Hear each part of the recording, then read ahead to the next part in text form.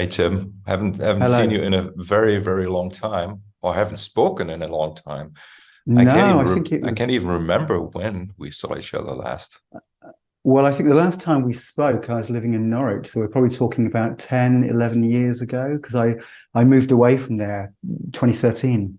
So, Wow, wow, uh, amazing. And you've kept building and like releasing solo records, which actually was, I mean, I don't want to say was a surprise because I knew you were well connected with other people you played with and mm. stuff, and but that you were such an active writer. Now, like how many solo albums have you put out by now? Well, it's now seven officially, but I've written six over the last 10 years. But I've always written. I mean, the thing is that I've always kind of written songs. So with No Man, for example, Schoolyard Ghosts came together as a result of songs that I'd initially written or co-written and then took to Stephen. So I think I've always kind of had a body of work where I've written purely by myself, and also I love kind of collaborating as well. So it was a combination really, and I think that Abandoned Dancehall Dreams, I mean, the first of the kind of latest run of solo albums, that was originally intended as my follow-up to Schoolyard Ghosts by No Man. So I'd written quite a number of pieces and I co-written a number of pieces, and I sent them to Stephen, and Stephen really liked them. We'd done a No Man tour in 2012, and we'd even performed a couple of tracks live. I mean, Warm Up Man Forever being a good example. And as we were about to embark on this, Stephen was fully committed to his solo work and then said, look, I just don't have the time to commit to being a part of this, but it's your album anyway. I'll mix it. It's your solo album. So in a way, it was kind of, Abandoned Dancehall Dreams was my idea of what was going to be the No Man follow-up to Schoolyard Ghosts, but obviously with Stephen input. And then, of course, we did resume No Man activity with Love You to Bits a few years later. So, we'd always kept in contact and always continued to work together. Was My Hotel Year actually your first solo album?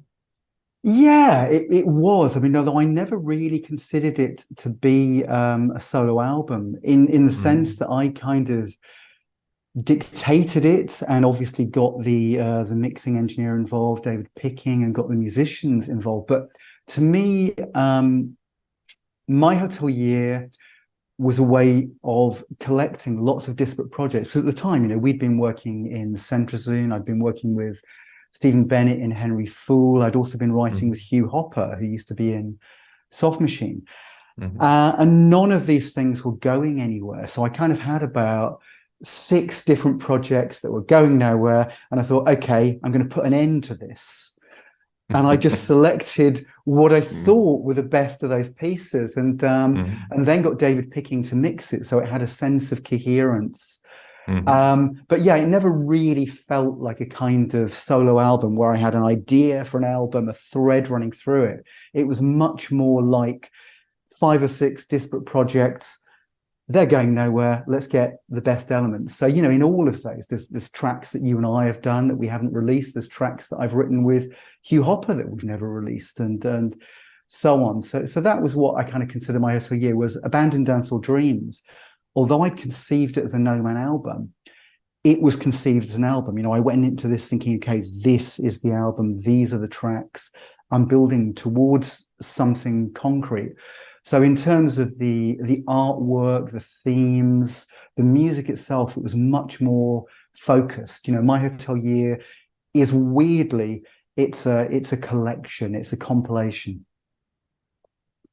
And so Abandoned Dancehall Dreams then would be like the first release of the new era, or how would you Yeah, describe that? I think so, definitely. And when it had been released, I think the response to it was so positive that I just kind of immediately launched myself into writing the follow-up, Stupid Things Hmm. That Mean the World. And so that kind of, in terms of its artwork and some of its themes, it was a direct bounce off Abandoned Dancehall Dreams. And I think that, for me, music, it's two things really in which I write.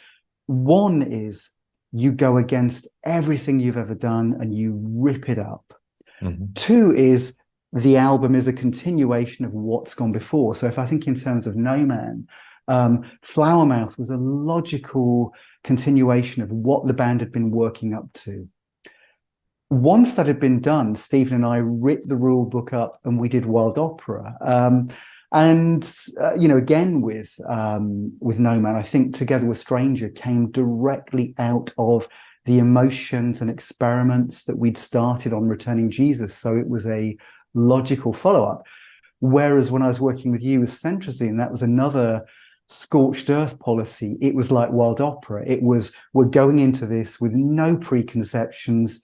What can we do? And I remember, waking up, I think you'd put me in a German hotel in the middle of the Ruhrgebiet. I was in the middle of nowhere. And I was thinking, what on earth am I going to do in an hour's time when you picked me up? I think we had no conception of what we were going to create.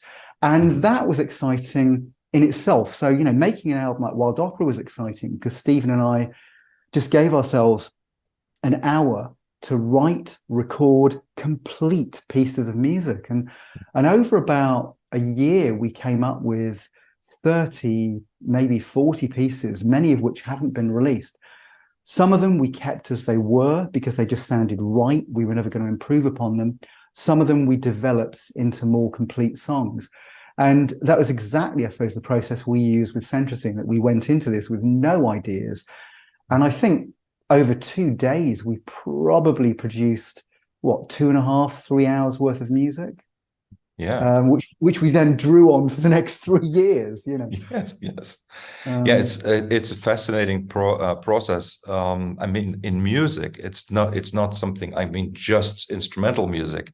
It's certainly nothing new. But what was really fascinating for me was the way that you were incorporating the lyrics. I mean, obviously, you had like small little ideas, like phrases, but how you then sort of like improvised words that I mean, it still gives me goosebumps thinking about it, being in Bernhard's studio back then.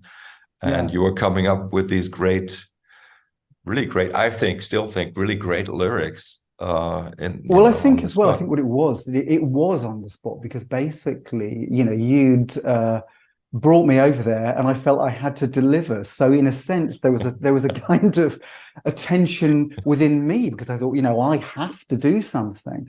And some of the lyrics, I remember one of our pieces, 10 Versions of America, I think I'd picked up a phrase that I'd seen on CNN that morning and played with the phrase. So ideas were coming in from anywhere and everywhere. And it's an exciting thing to do. I mean, I suppose in a way I've been kind of doing it over the last year because I'm writing a new solo album. Well, I finished it. And the new solo album, it's the first time ever where it's a solo album. It's just me. I'm playing everything, the guitar, the keyboards, doing all of the programming because I've never done that before.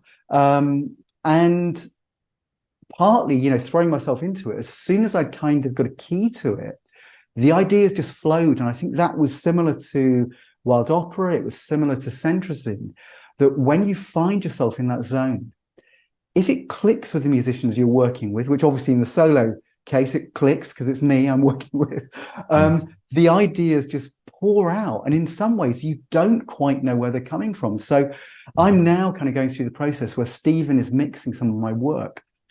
And somebody asked me whether there was a kind of a lyrical theme on this, because as with Centrazine, as with Wild Opera, I'd not thought of anything. There was no overriding lyrical theme concept.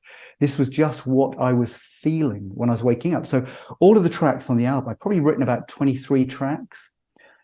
And there are probably 8 or 9 radically different directions. And it was, I would wake up, I would write, and it was how I was feeling, what was obsessing me. And so it really could go from, the last 2 tracks written for the album. One of them is one of the most dark, dismal, depressing, paranoid pieces I've ever written.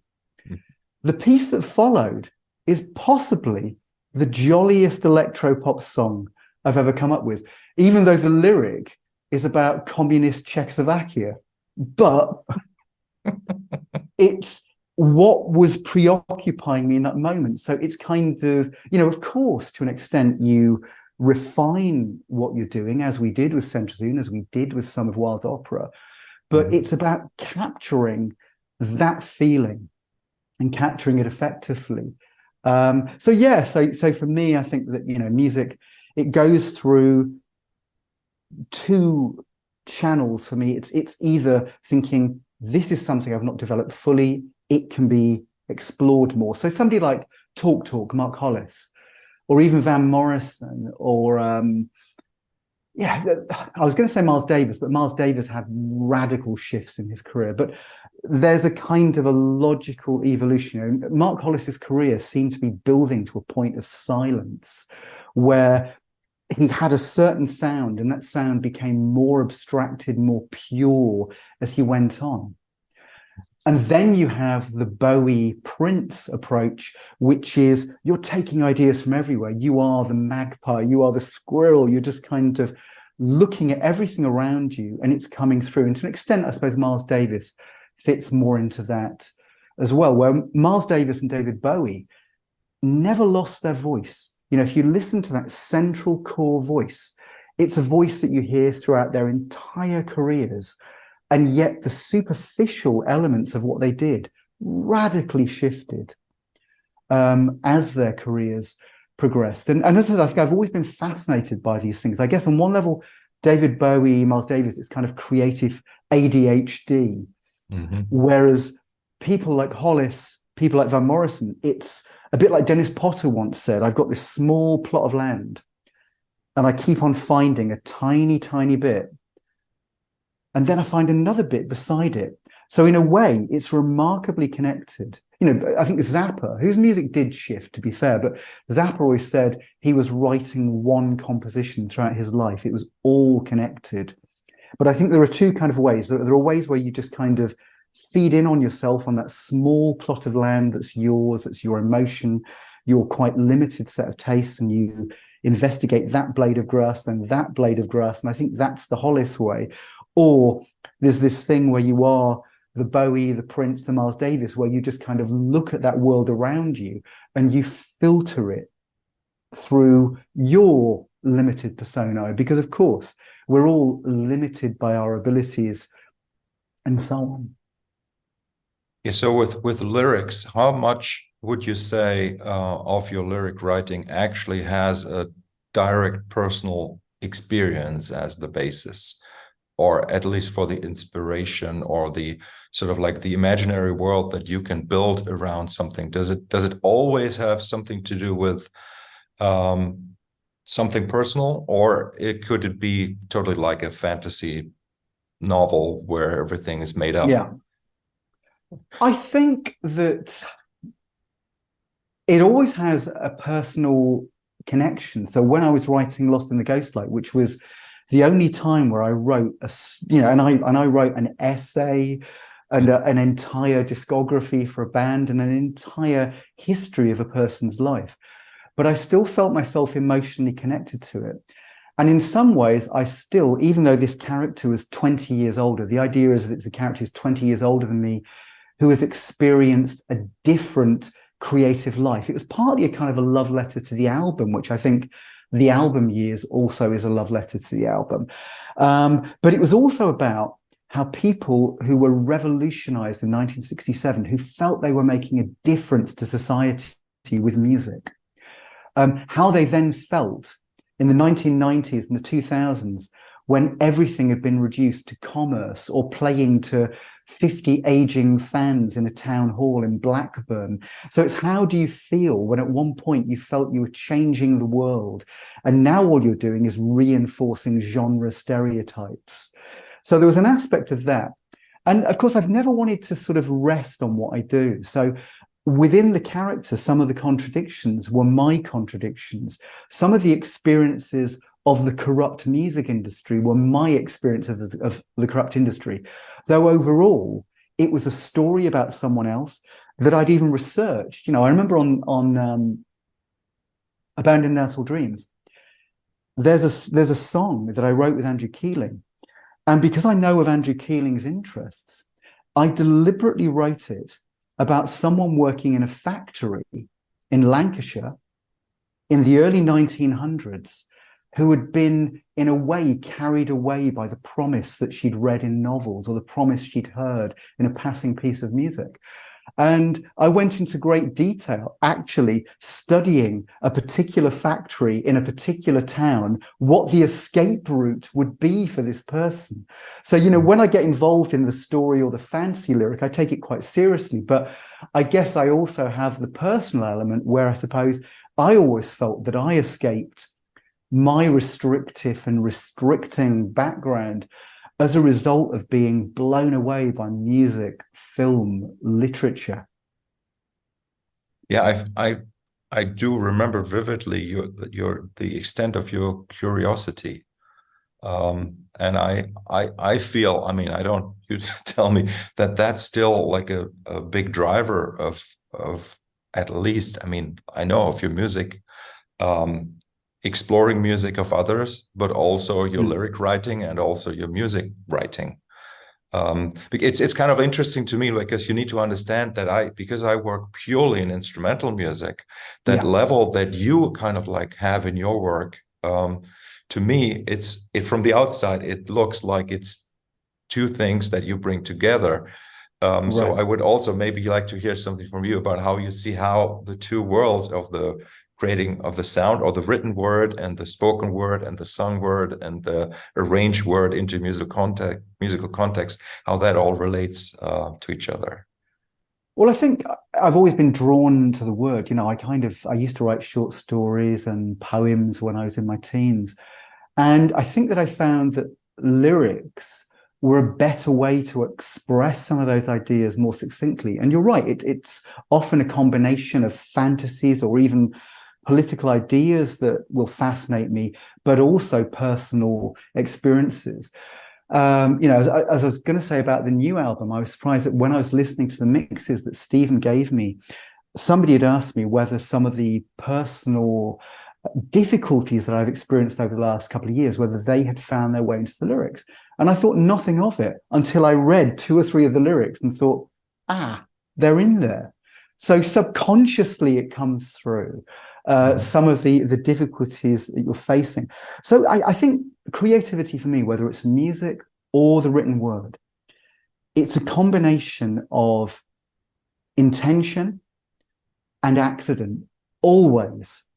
So sometimes a certain phrase takes you in a certain direction and you've told that story and you realize retrospectively what that story means in your life or what it's relating to in the world in general. One thing I would say about lyrics and lyric writing, and again, it's because I've been listening to a lot of early No Man. We're doing a One Little Indian retrospective box set. And we're also releasing a very special, unexpected No Man archive album. And so Stephen and I, over the last couple of weeks, have been listening to things that we hadn't heard for 32, 33 years. And it was astonishing to me, I mean, especially vocally, my vocals on these tracks, because a lot of people don't kind of realize that when I was singing in the 80s, probably up to 1990, there's a cutoff point of summer 1990. I had an incredibly loud voice. I used to come off No Man gigs coughing up blood because I had screamed so loudly during the gig. And we were a very powerful live band. This is when it was myself, Stephen, and Ben Coleman, who is still one of the greatest musicians I've ever worked with.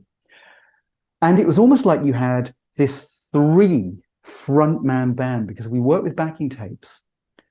And there was such desperation and such desire in what we were doing. I mean, it was insane. So we found some recordings from this period. And on one level, I'm absolutely delighted that I did them. On another level, I'm thinking, how did I do them? You know, we were so angry. We were so desperate. And then there's a cutoff point, summer 1990, when we did Colours, which featured a very restrained, lugubrious approach. And we got signed after that by a major publishing company and a major record label. And our approach changed. It was still very emotional, still very instinctive, but it was almost like overnight it changed, as it did before we were making this material in 89, 90, because before that, Stephen and I were writing very ethereal, ambient, experimental work. We'd occasionally do some brutal noise experiments as well. But we had a guitarist who worked with us for about a year called the Still Owl, which is a good name still. Yeah. Stuart Blagden, the Still Owl, and he's somebody I'd worked with in Manchester in the early 80s, and he's a brilliant guitarist, but he never felt comfortable with rock. My feeling was, because he came from a classical and jazz background and was working with electric instruments he was unsure about, he was such an original player. But for him, he wanted to go and play Brazilian folk music, Django Reinhardt, Rodrigo's Concerto de Ranwe. So he left the band. And when we lost the guitarist, we became a guitar band overnight, because Stephen took over the guitar. And Stephen is a much more direct, aggressive, visceral player. So again, overnight we changed in something like summer 1989. And then summer 1990, overnight we changed. So this archive album we're working on captures this abnormal year in the history of No Man, when clearly we were taken over by an insanity. But one of my theories on lyric writing, which goes back to your question, and it was listening to the early No Man, is that a great song can have a terrible lyric, whereas a great lyric can't rescue a terrible piece of music or terrible song. So with the early No Man, I think, whereas my lyrics have been very intense and very detailed, especially with the band I was in called Plenty, every track would be worked on in great detail. You know, we in terms of just its musical development and lyrical development, there was a lot of effort and a lot of attention to detail. And there still is. When I work with Brian Hulse, who I still work with, there's still a tremendous sense, partly because he and I both read novels quite voraciously. We both love poetry. We're both in awe of lyricists like Joni Mitchell, who manages to be poetic, profound, and yet still make glorious music. But I still believe in the rock and roll principle that actually some of the greatest rock music of all time has got awful lyrics. And so when we were doing the initial No Man, although there are some lyrics that I'm still quite pleased with, I can see the process. It was almost that Brian Ferry early rock and roll, where actually I'm working entirely to the mood of the piece.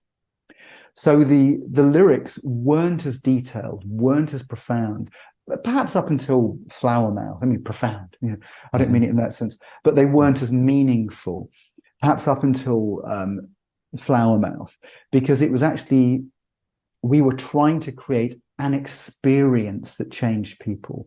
And I know that, you know, as I've said, not every album is Hijira or, you know, Randy Newman's Little Criminals or even Dark Side of the Moon that has these marvelously mapped out lyrics.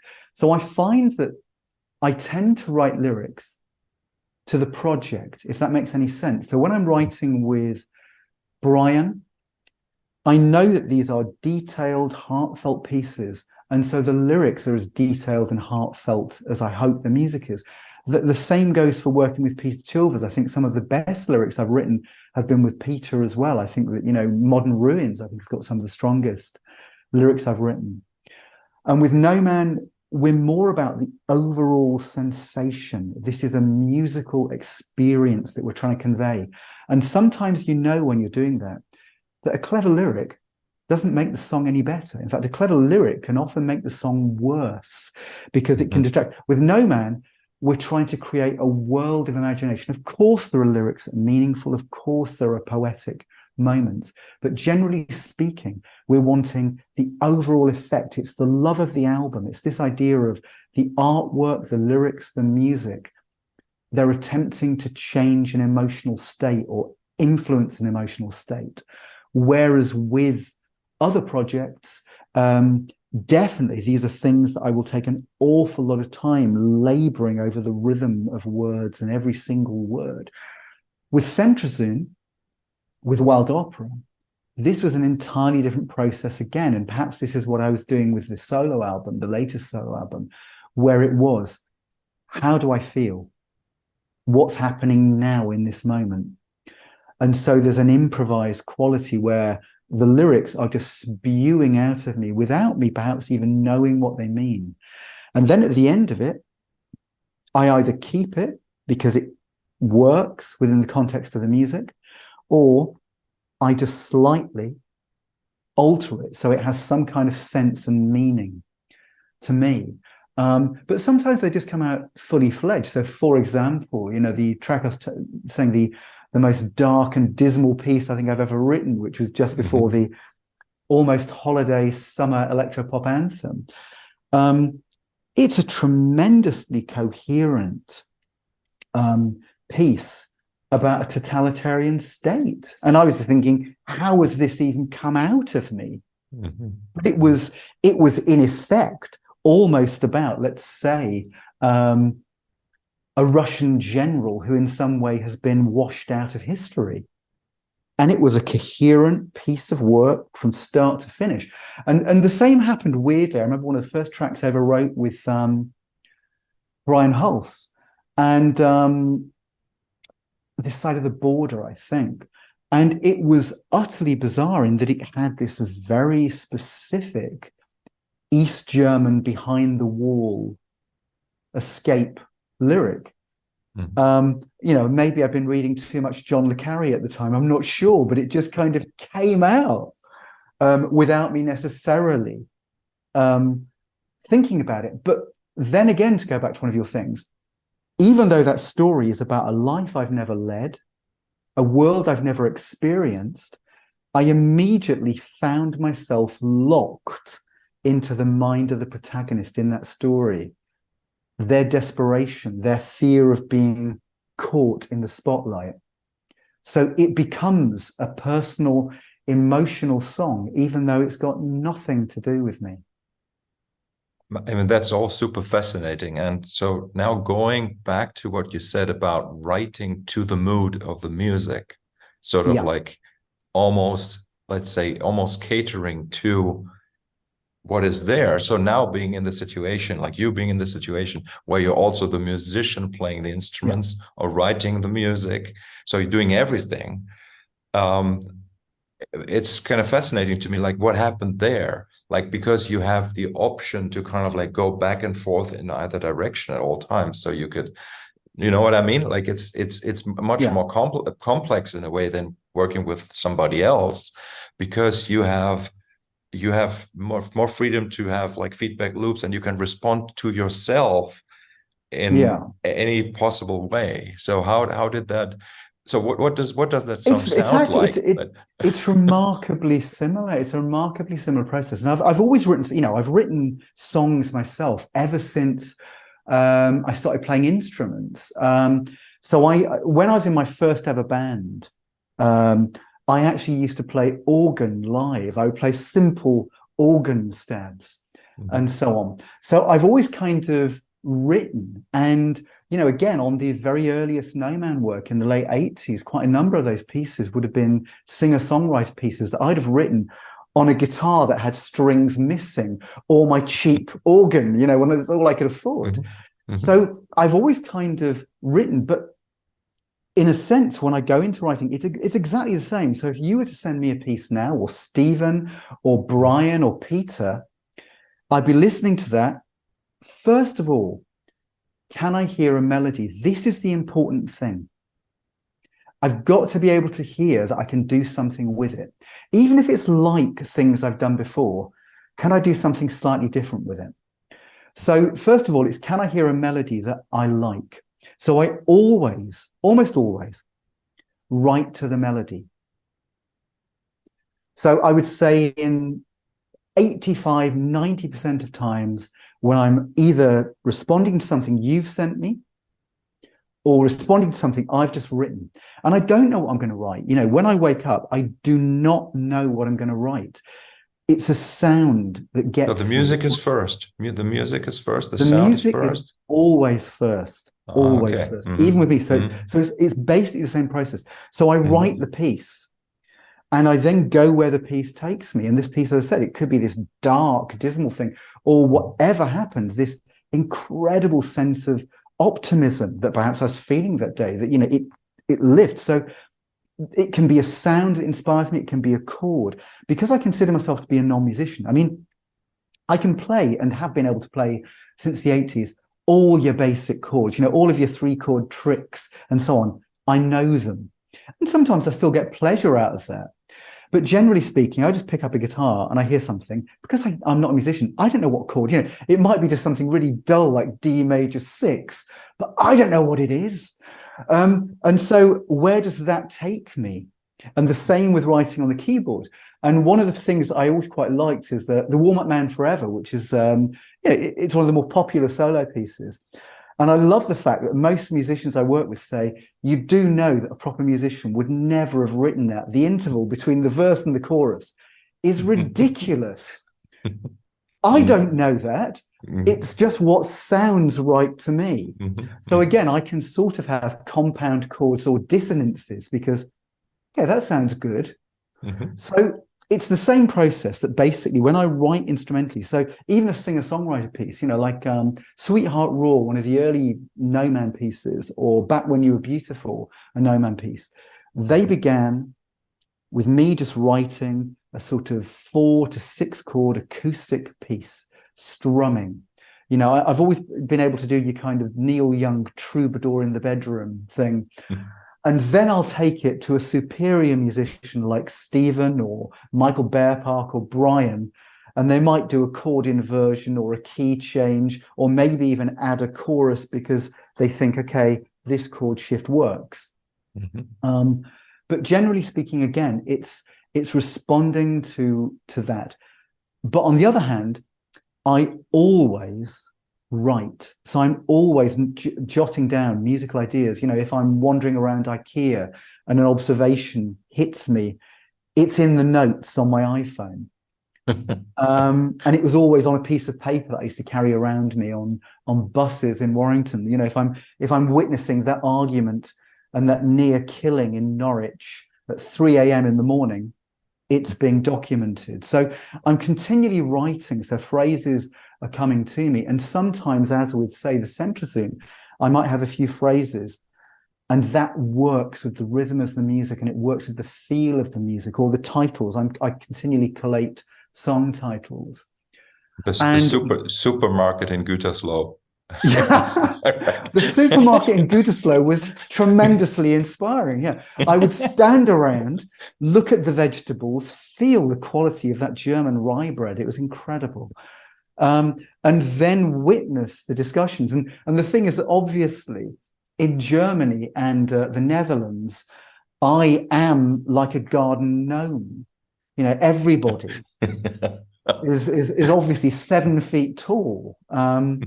And so there's that experience where I'm almost like a child again in a Gütersloh supermarket, and I can observe everything around. So yeah, continually I'm taking notes, and some of those notes end up as titles, or it ends up as the starting point for a lyric where I've got the rhythm, and actually it suggests a particular concept as well.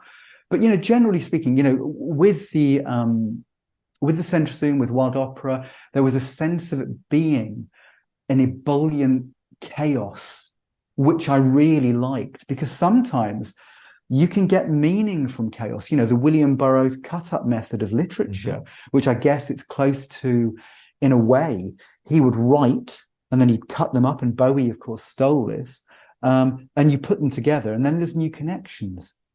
But of course, you don't leave. What people don't realize is you don't just have these random connections.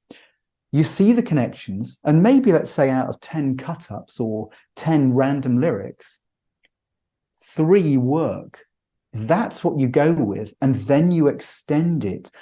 And also, in another sort of lyric writing question, I don't know whether you do this with music yourself, but whereas for me, a musical piece, yeah, I was about to say, a musical piece is always elastic. So, when I'm playing live with my band, we do no-man pieces, we do solo pieces. They're completely different from the recorded versions because I like to work to the strengths of the musicians I'm working with. So you go with how they take the piece. lyrics similarly are flexible in the sense that, you know, this weekend I've done some re-recording for Plenty and a band called Figiri Group, Stefano Panunzi. And I've altered the lyrics because I don't quite identify with what I wrote at that point, or I think this was a bit of lazy writing. So I've rewritten it, you know, so I can't let anything lie either. You know, it's almost like an ongoing process. And I'm sure that with quite a number of my albums, if I were to do them now, the feeling might be different. The lyric might be different. You know, I'm finding this with my voice. I mean, how great is it that we can not only remaster the albums, but we can remaster our lyrics, or right? And I, you know, what I think is also good is that you can always have the original. You know, for me, I tend to be a completist. So if I was doing, let's say, like we did last year, or during the pandemic, we re-recorded almost all of the Plenty material from the 80s. And of course, I adapted the lyrics. I changed my vocal styles. The band had changed instrumentally, but we kept what we'd done now, us in the present moment, and the original 1980s demos, because I can live with those now. You know, I might have been embarrassed about them for 20 years, but I'm thinking, well, look, that's what I did. And in fact, there are the kernel of good ideas in there. You know, so, and that's what we're doing, hopefully, you know, with Nomad. It'd be wonderful to go back to some of these pieces and rewrite them in some ways. But yeah, if I've got the opportunity, I will, if I feel it's necessary, rewrite the lyrics as well. You know, because thinking, okay, that was clumsy, that didn't work, or I could have expressed this better. So creativity is very much an ongoing process. And I was saying that it's the same with my voice. You know, when I started in the 80s, I was incredibly loud. When we started up again, in a sense, in the early 90s, when No One was signed, it was a much more controlled, suave approach, which of course suited the music. And I found that over the last 2 or 3 years, and I don't know why, I'm understanding more of what I did in the 80s when I was seemingly demented.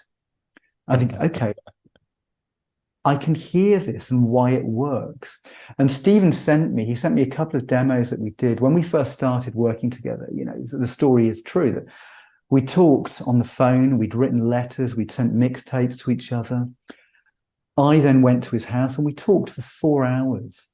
And then we just wrote 2 songs, a bit like we did with Centerton. We just wrote 2 songs together.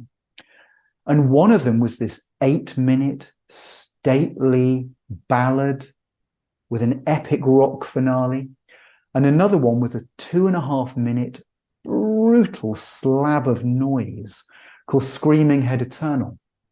And Stephen sent me Screaming Head Eternal and another piece that's never been released from the same era, and said, I kind of miss this.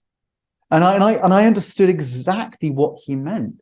There was such a sense of liberation and madness. And while that has not gone full circle, I've been re-recording a lot of the Plenty material, the Figiri material, and of course my new material. And it's certainly got more body, more volume, and it's pushing what I do. I often I don't know, it was a phase. I often slightly regret some of the stuff I did from about 2001 to maybe 2011, because it was almost going in on myself. I listen back to that now and I feel like I'm disappearing. Luckily, the No Man album, Schoolyard Ghost, didn't sound like that. But there are things that were released around that time. And I think, why aren't I projecting? I'm almost embarrassed of myself. It almost sounds like I'm disappearing vocally. And strangely, I think over the last 11 years, it's getting more and more physical, more and more present. As I said, it's not at that full circle of the full belt. But I'm not sure, you know, I'm going with it because basically I think that creatively you sort of follow. Well, you know, I tend to anyway. You follow where your feelings are. You're chasing those feelings. And for whatever reason, okay, that lyric's suggesting this, I'm going with it. For whatever reason, I need to sing with slightly more force. So, for example, when we recorded this Plenty track this week. It's a piece called Brave Dreams and Foolish Waking, which was originally done in 1990. And the lyric's been a tiny bit modified. But whereas the 1990 version is up there and it's maybe too extreme, the remake in 2018 was really down there. And it's almost pitched here now. It's pitched in between. And it's not because I'm deliberately pitching it in between. It's because that's what feels natural. And I listen to the 1990 and think, what the hell was he doing? And I listen to the 2018 and think, what the hell was he doing? So there's always a constant dialogue in my own mind, almost with my previous self. Because Tim, it's fantastic, because I think that you are very much, I don't have the right words for this, but you're very much a man of the moment, let's say, and like whatever, I guess, emotions you're feeling, the states that you're in, but also the state of the world around you kind of like influences how you're singing, how you're expressing yourself.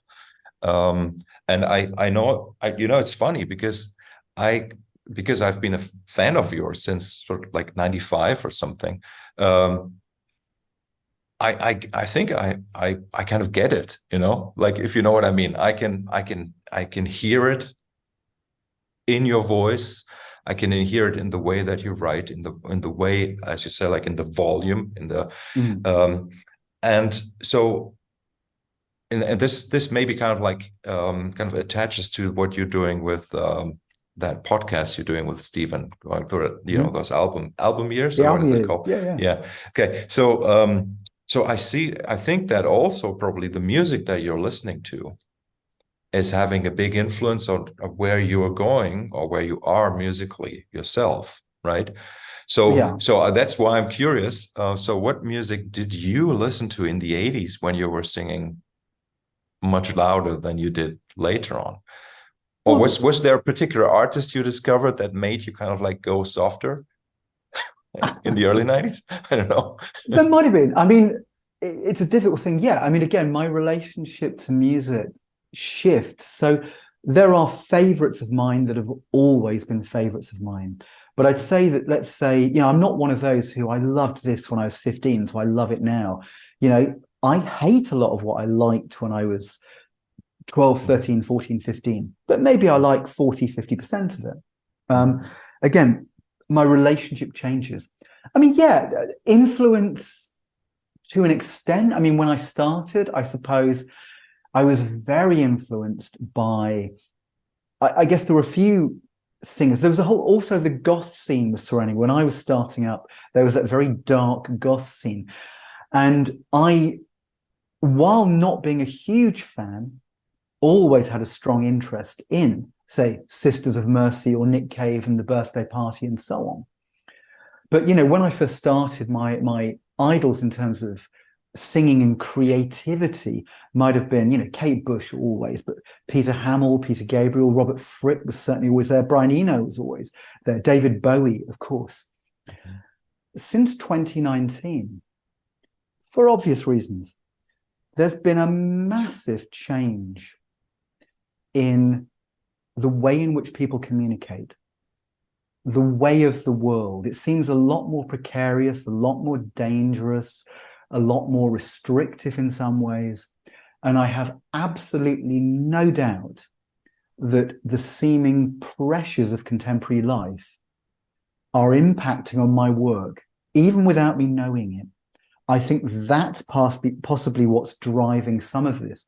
And similarly, what you may or may not know is that when I started off in the early 80s in the northwest of England, it was unemployment, devastation. Cities like Liverpool hadn't recovered from the Second World War. There were still really, places that hadn't been rebuilt.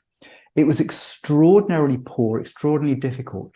And even though my background wasn't particularly poor, I still had unemployment. I still had difficulties, but I just channeled that into writing lyrics, into writing music. And so where I think there's maybe a parallel, and maybe why I can understand it more, is that the 80s felt more politically precarious, with We had the Brixton riots, the Toxteth riots, a sense of an oppressive government, and real tensions on the streets, which I guess I feel now. And I suppose it's that thing that we can't be impervious to what's happening around us, that it kind of gets through our skin, even when we don't realize. So that's the thing. But yeah, in terms of my listening, it's probably still as broad as it ever was. And I listen to music from the past, music from now, and I just kind of still immerse myself into it. You know, music and reading books has never stopped being fun or emotionally liberating. And actually making music, one of the reasons why I can still make music is that I kind of forget what I did yesterday. So there's a creative ADHD, but also when I'm writing with the sound, when I'm writing, every song I write feels like the first song I've ever written. And I get really excited in the way I did with the first song I ever wrote. And it's like, oh my God, I did this. I've written this. So as I said, I've written 23 songs for the new album. And bar the ones where I know that I've used relatively obvious major or minor chords, I couldn't tell you what I've played. I've forgotten the chords. Mm-hmm. There's a piece on stupid things that mean the world that I wrote, and I was very pleased with it at the time because I think it has got 16 chords and a key change. And I thought, I wrote this, but I couldn't play it. I've forgotten completely how I wrote it. I remember I taught it to Bruce Sword, and I sent him a chord chart, and I've lost my chord chart. And so when I'm playing songs live with the band, even when I've written the songs, I can't tell them the chords because I've forgotten the chords. They've got to learn from my recordings. Yeah. So, and again, and it's almost like I love it. It's not quite like dementia, but you know, it's this thing that I'm writing a song. It's like, how did that happen? So I love this feeling that when I write a song, it's like, how did that happen? And it's still like that as a process. Hey, so earlier you said that when there's music and you listen to it, and then you the first step for you for writing words is to see, is there a melody? Like, right? And I'm interested in like, how do you like experience, or how is that melody represented in you? Like, are you physically humming along, or are you actually representing it like with your body somehow, or is it a pure idea sometimes? Singing. I mean, basically what it is that, you know, if I hear something, and sometimes you can immediately hear a melody. So immediately I start singing. So, you know, and I did this recently. It's like, I've luckily been doing some stuff with Chris Hughes, the producer, who produced Tears for Fears and other people. And I was in his studio and he was playing me this experimental electronic piece he'd been working on, which is far more from the school of Steve Reich, minimalism and so on. But I couldn't stop myself. I was singing melodies over this because I could hear patterns. So it's what suggests melodies to you. And sometimes something doesn't, and then you'll give it a few times and you write something just to prove you can write something to it, but it's uncomfortable. And sometimes it's just right, it's there. I can hear this, I can hear that. So I've tended to write lyrics to melodies because what I want is something that sounds and feels complete in itself. So it's a song, it's an experience, and then the lyrics are written to that. And quite often it could be that I've got a phrase already in my lyrics that fits with that rhythm. Or I just spontaneously come up with a line that fits that rhythm and the lyric comes from it. So it's purely, yeah, I will sing out loud. And part of the reason I started working on the solo material is that I'd finished Butterfly Mind, which I really felt was quite fresh in several ways, in sort of September 2021. And I didn't write anything for 14 months. I mean, I still kept on recording because I think you've always got to keep. I remember Jacko Jakczyk saying this. He said that he noticed a difference when he worked with musicians who just hadn't done anything for years. He said, you've got to carry on doing something to remain fresh. So even when I'm not writing, I'm re-recording something or I'm singing for someone else. partly just to almost keep those muscles going, to keep that instinct going. So if I've not got an idea for a song, I've not got an idea for a song. It doesn't bother me anymore because I don't have to write anything anymore. You've got to feel something. You've got to mean it. And so I'd done like 14 months of not writing anything. I'd been sent lots of things by people, but nothing was suggesting the melodies. Or if it was suggesting the melodies, it was suggesting a melody I'd written before or something that didn't do it for me. And it was Brian who originally said, he said, look, with Butterfly Mind, you were sending me your demos and I was just making them more musical. And although I'm really pleased with what we did together, in some ways, perhaps I neutered the original spirit. So he said, I think you should just get it out of your system and do everything yourself. And then when I said that to Stephen Wilson and Peter Hamill, who, as I said, he was somebody I kind of idolized when I was young and he's become a friend, they said, yes, that's what you do. Mm-hmm. And it was funny, as soon as I started, I couldn't stop. It was just kind of, I was writing. And luckily, the stuff I was writing, I could find the melodies to as well. Maybe this is it, that as primarily a singer, when you write songs, you're kind of writing knowing how a voice can fit there, or instinctively even, you sort of have this idea, you're hearing it and saying, okay, there's almost a subconscious element of, I know I'm going to be able to do something to this. So yeah, if that makes any sense. Yeah. So, but I've got to go to fatherhood as a topic. But let's stay with music, like and sort of like, how should I say, understanding the world differently or better, or well, let's just say differently when you're a father versus when you were not. Do you see that as something that can you see that influence in your work? Yeah, I mean, I think fatherhood affected me in two ways.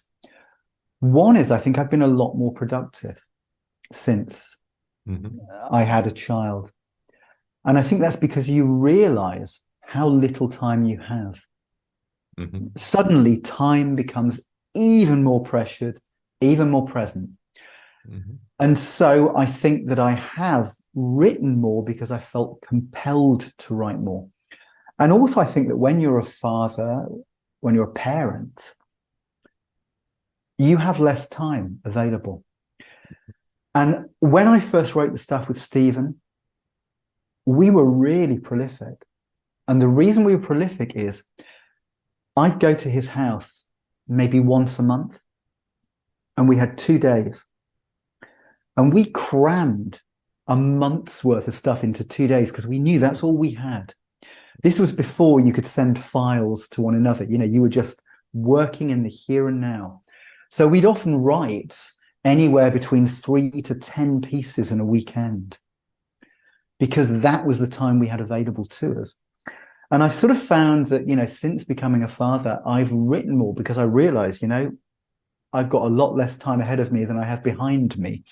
So there's that aspect, I think, becoming even more conscious of time, aging, blah, blah, blah. And then I think you see the world sometimes slightly differently. You can become, my partner, Liz, she never really had the guts for horror films. I always did. And I find that I can immerse myself in them even more since the grotesquerie of it.